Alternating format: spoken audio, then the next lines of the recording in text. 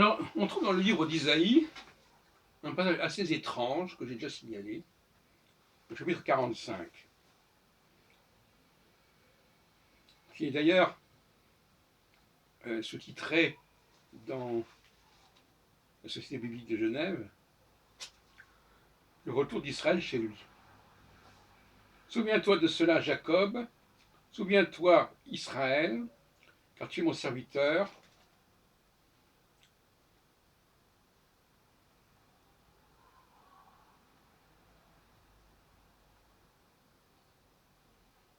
Je dis à propos de Cyrus, il est mon berger, il accomplira donc ma volonté. On voit bien que Cyrus préfigure Jésus. C'est tout à fait évident. Je vous rappelle que les chapitres qui, à partir du chapitre 40, correspondent à ce qu'on appelle le deutéro-Isaïe, c'est-à-dire une sorte de supplément à Isaïe, tout comme le Deutéronome est un supplément aux 4 premiers livres du Pentateuque.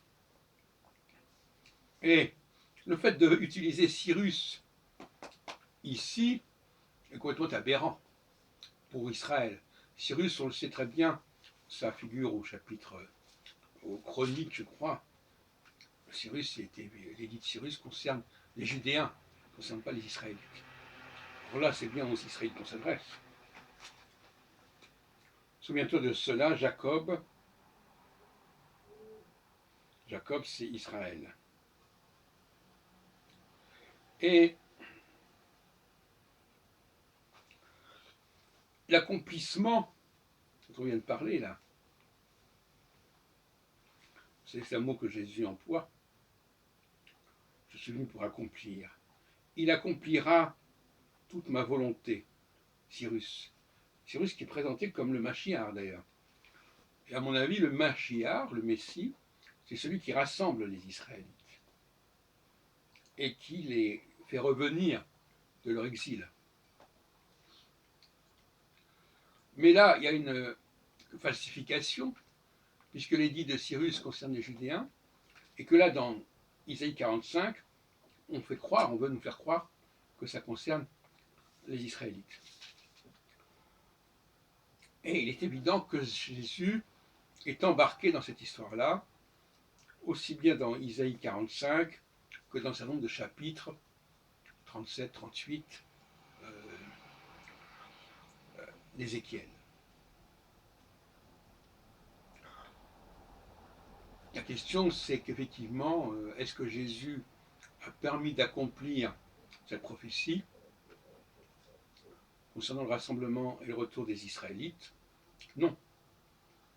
Ce sont les Judéens qui sont revenus, mais Jésus n'est pas venu pour les Judéens, il est venu pour les brebis perdues d'Israël. Et on sait très bien, l'histoire l'a montré, que ce retour aura lieu à partir de la fin du XIXe siècle. Donc 18 siècles après, ou 19 siècles après Jésus. Il y a beaucoup de monde, beaucoup de temps à attendre. Alors, bon, je terminerai en disant que de toute façon, on a modifié les textes à plusieurs reprises, notamment Jérémie, un des 3 grands prophètes avec Isaïe et Ézéchiel, qui parle de la nouvelle alliance. On veut nous faire croire quoi? La nouvelle alliance, c'est pas tout d'un coup le fait que l'on commence à s'intéresser aux païens. Jésus dit d'ailleurs dans Matthieu, je ne suis pas venu pour les païens. Donc il y a un phénomène d'ingérence d'une histoire qui concerne, c'est comme dans un couple, si vous voulez, un couple qui est en train de divorcer ou je ne sais pas quoi, et il y a des étrangers qui veulent interférer et qui veulent récupérer certaines choses, etc. Bon, voilà.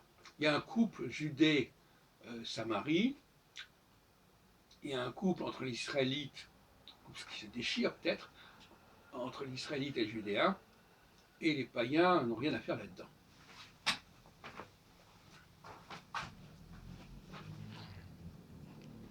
Sauf à vouloir reprendre la mission de Jésus qui consiste à rassembler justement les Israélites.